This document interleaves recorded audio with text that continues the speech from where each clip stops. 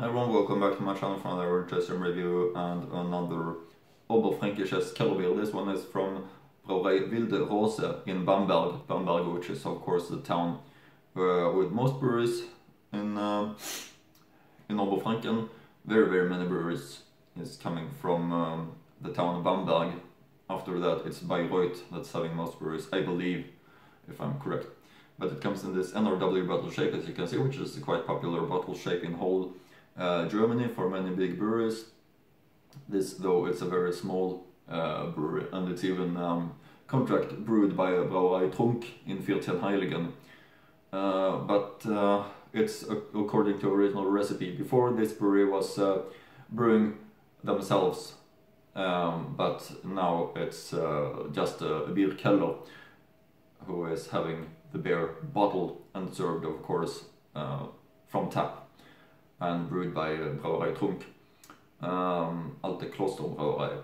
This is the label, Wilde Rose Kellerbier Bamberg, and there is the main label, Kellerbier Naturtrüb, and there is the crown cap.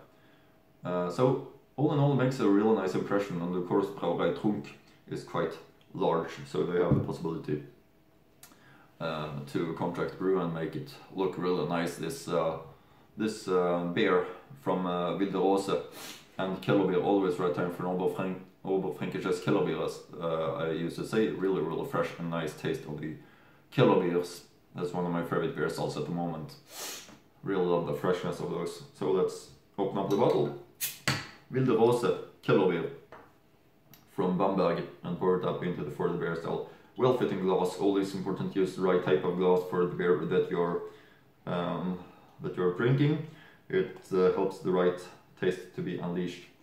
Like in this case, I really like this glass, by the way. Gives a great impression.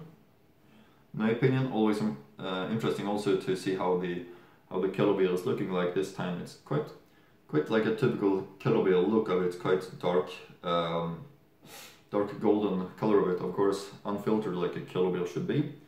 But you can see the 2-finger thick white foam crown, as you can see closer, looking perfect, isn't it? And let's get the aroma, which is also really fresh and nice. Absolutely like I want a Kellerbier. Alright, it all into the glass. The Wilde Rose Kellerbier Bamberg. Gonna be really nice to try it. I've been looking forward to it a lot. Of course, I'll link to the brewer's website in the description box below, so you can check out Wilde Rose Keller for more information about it. There's quite much history about it actually. But let's give it a try. The Wilde Rose Kellerbier Bamberg. Prost!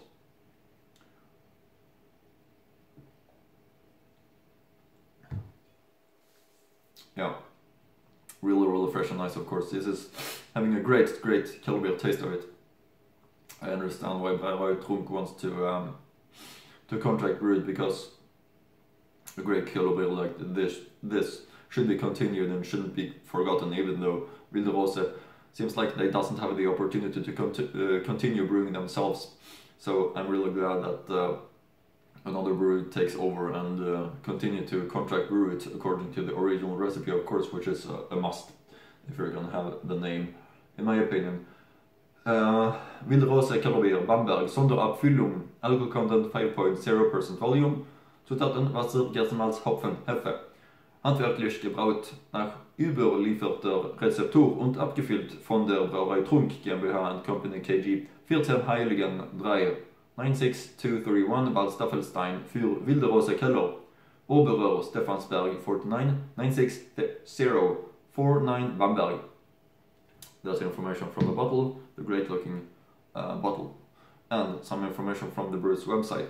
In 1794, Johann Knauer, master brewer zur Rose, acquired a barn with a rock cellar up on the upper Stephansberg, which was subsequently expanded several times. In the middle of the 19th century, the new owner of the Wilde Rose brewery, Johann Baptist Leicht, opened the garden for the first time. Like hardly any other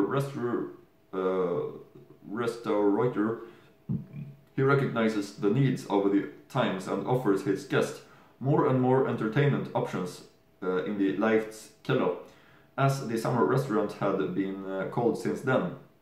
These include, for example, a small zoo with deer and roe deer, the construction of music pavilion in 1873, the installation of a kitchen in 1874, or the installation of electrical lighting in 1885. Since 1901, the Wilde Rose brewery and the Keller has been owned by the Hefner family, the great-grandparents of the current owner Andrea Conrad, who continued the tradition, made the cellar known for far beyond the city limits as the Wilde Rose Keller.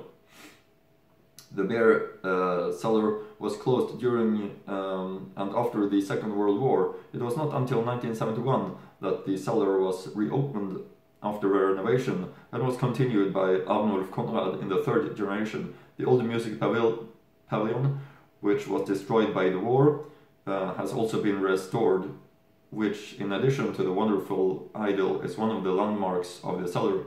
Concerts, whether jazz or bohemian brass music, are still held here today.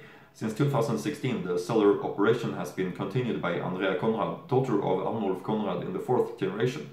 Sounds great, of course. As you might know, I do also have some books about Franconian brews that I like to show you. Always interesting. We have this book right here, ausgewählte 100 Brauereien in Bamberg und seinem Landkreis, which is a really nice book about 100 brewers in Bamberg's Landkreis, and then you understand why Bamberg is having many brewers. Of course, they're all not from the town Bamberg in this book, but they are from the towns around also. Here you can see, right here, Wilde Rose, looking like this, in Bamberg. Nice brewery, and information ist größter Bierkeller und ein Hotel im Zentrum. Der heutige Hotel Gasthof Wilde Rose in der Kesslerstraße, einen knappen Steinwurf von Gabelmann in der Bamberger Fußgängerzone entfernt, ist urkundlich 1585 erstmals unter dem Namen Klibbershof erwähnt worden, besteht aber vermutlich schon länger. 1751 wurde das daraus Stühlernsche Rosenwirtshaus und bereits 4 Jahre danach das Wirtshaus zum römischen König. Ab 1768 taucht erstmals der Name zur Rose auf. Wann sie nun wild geworden ist und warum, lässt sich heute nicht mehr nachvollziehen. Im Jahr 1890 wird sie jedenfalls zum ersten Mal so genannt. Das Jahr 1850 ist nach Oberen Stephansberg der Wilde Keller, der heutige Wilde Rose Keller, entstanden.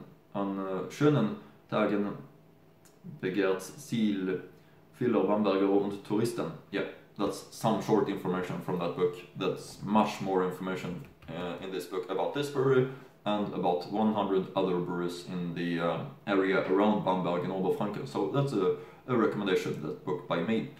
I think that's it for now regarding this beer, Wilde Rose Kellerbier. Very interesting to read the history about it. Very old beer Keller, and their Kellerbier, of course. But I think that's it for now. Hope you like my reviews, and see you again in next Franconian beer review.